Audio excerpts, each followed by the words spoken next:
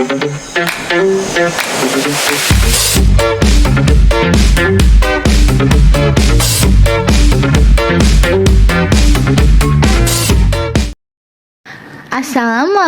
warahmatullahi wabarakatuh, teman-teman semuanya. Halo, gimana kabarnya nih? Aku harap teman-teman selalu dalam keadaan sehat walafiat kapanpun dan dimanapun kalian berada ya. Amin ya robbal alamin.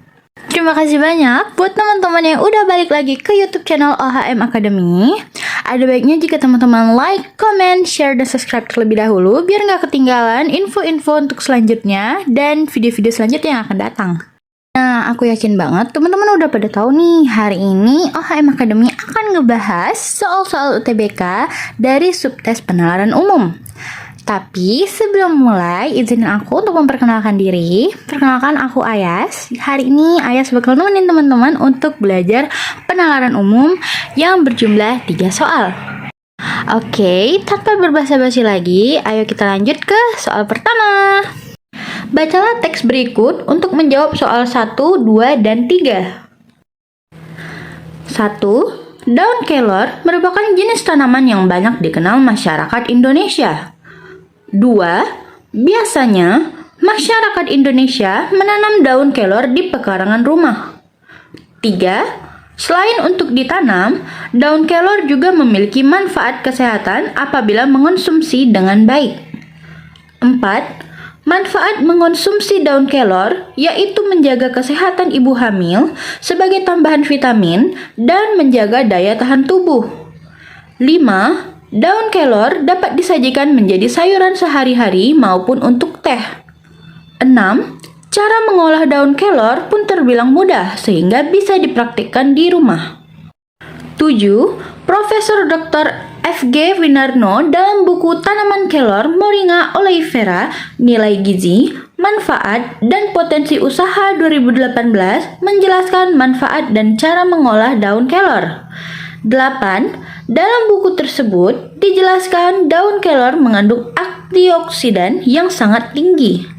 9. Kandungan tersebut dapat merawat sistem pencernaan, khususnya tukak lambung. 10.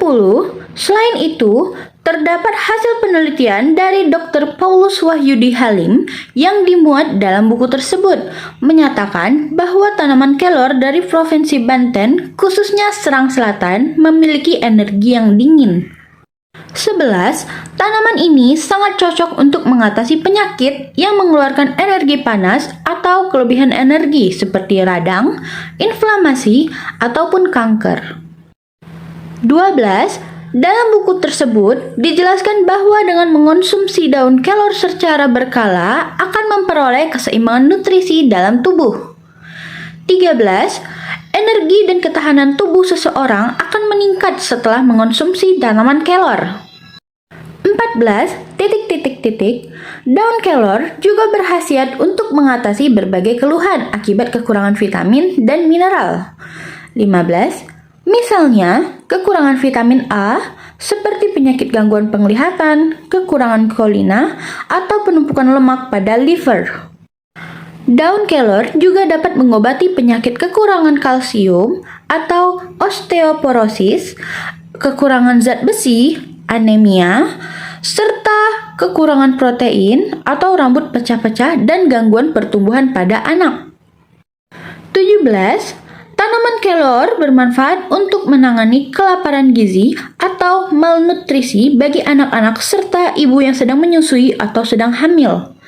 18. Daun kelor juga bermanfaat bagi organ pencernaan, peningkatan fungsi hati, dan merangsang keluarnya ASI. 19. Semua bagian tanaman kelor dapat dimanfaatkan, baik daun muda, bunga, batang, maupun biji kelor sebagai bahan pangan sayuran sehari-hari. 20. Biasanya, kelor menjadi menu makanan yang disajikan masyarakat Asia. 21. Selain disajikan sebagai makanan, kelor juga dapat dikonsumsi sebagai dengan cara diminum. 22. Untuk membuatnya, masukkan 3 helai daun kelor ke dalam air yang sedang dimasak. 23. Setelah airnya mendidih, tiriskan hingga hangat ke dalam wadah. 24. Air hasil rebusan tersebut dapat diminum selagi hangat. 25. Selain menjadi makanan sehari-hari, daun kelor dapat diolah ke dalam bentuk lain, seperti tepung kelor dan teh. 26. Tepung kelor dapat dijadikan campuran kue atau adonan mie sebagai pewarna alami. Pernyataan yang tidak sesuai dengan isi teks di atas adalah A. Dengan manfaat yang banyak, masyarakat Indonesia banyak menanam daun kelor di pekarangan rumahnya. B. Salah satu manfaat tanaman kelor adalah untuk menangani radang dan tukak lambung. C. Tanaman kelor sangat bermanfaat bagi ibu hamil dan anak-anak untuk mengatasi malnutrisi. D. Selain mengatasi kekurangan vitamin dan mineral, daun kelor bermanfaat untuk merangsang keluarnya ASI bagi ibu menyusui. E. Biji kelor adalah bagian satu-satunya dari tanaman kelor yang tidak dapat dijadikan bahan pangan oleh masyarakat Indonesia. Silahkan teman-teman pause terlebih dahulu untuk menjawab soal di atas. Jawaban yang tepat E.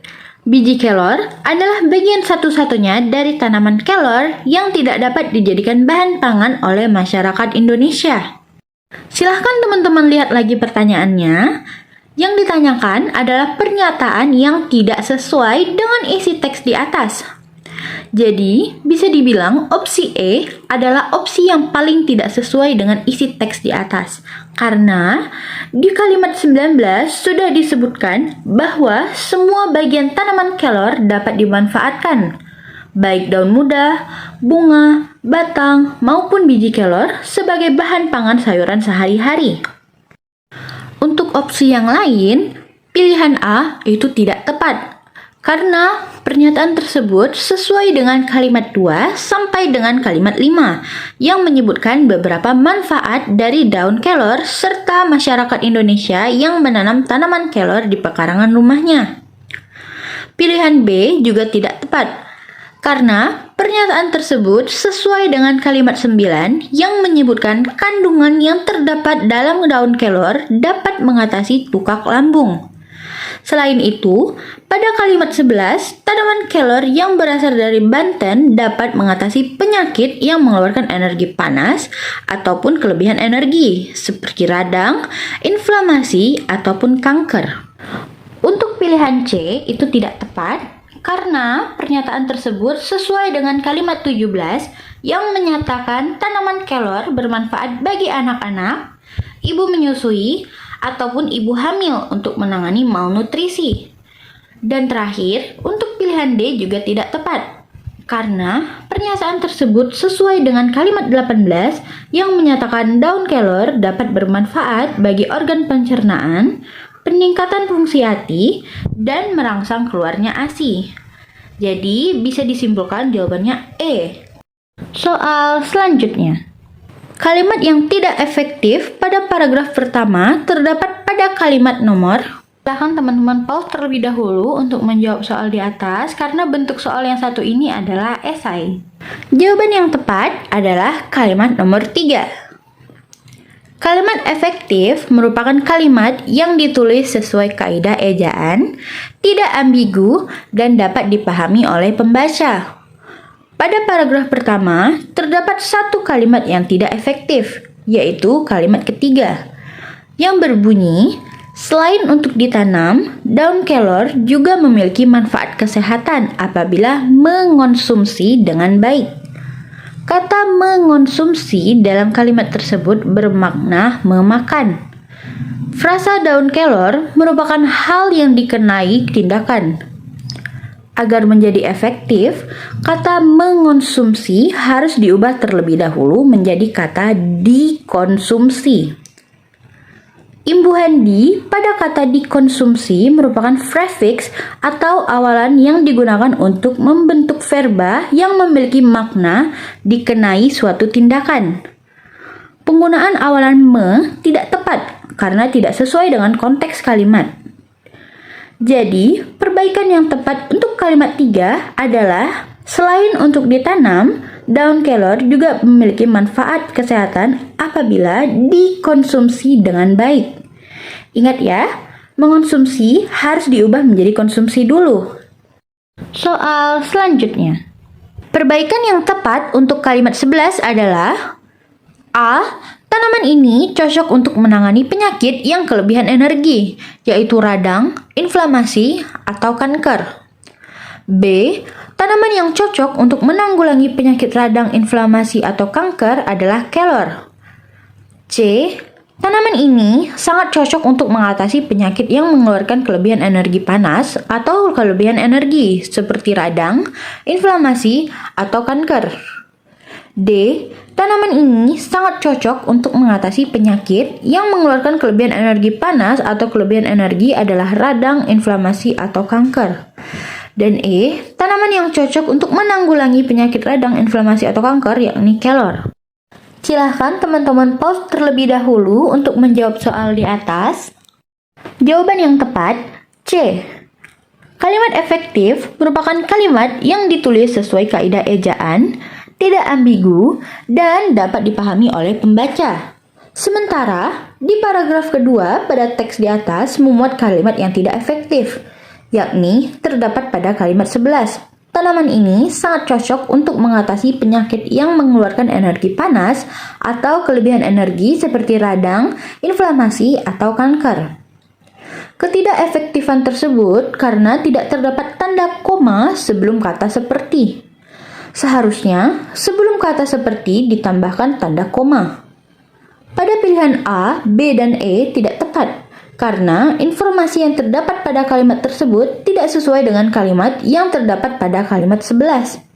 Sedangkan pada pilihan D tidak tepat karena penggunaan kata adalah pada kalimat tersebut tidak sesuai dengan konteks kalimat 11. Konteks pada kalimat tersebut adalah perincian dari tanaman yang sangat cocok untuk mengatasi penyakit kelebihan energi seperti radang, inflamasi, atau kanker. Dengan demikian, cara agar kalimat 11 menjadi efektif adalah dengan menambahkan tanda koma sebelum kata seperti. Seperti merupakan kata sambung atau kata hubung yang katanya seharusnya didahului dengan koma. Nah, gimana nih teman-teman? Untuk 3 soal tadi, teman-teman pada bisa jawab nggak? Atau malah nggak bisa jawab semua? Wah, kalau belum bisa, tetap semangat ya berlatihnya. Semoga waktu tes nanti diberikan kelancaran, dan buat yang udah bisa jawab, semoga semakin semangat untuk belajarnya. Good luck teman-teman. Oke, semoga dengan adanya video ini bisa menjadi bahan evaluasi buat teman-teman semuanya ya.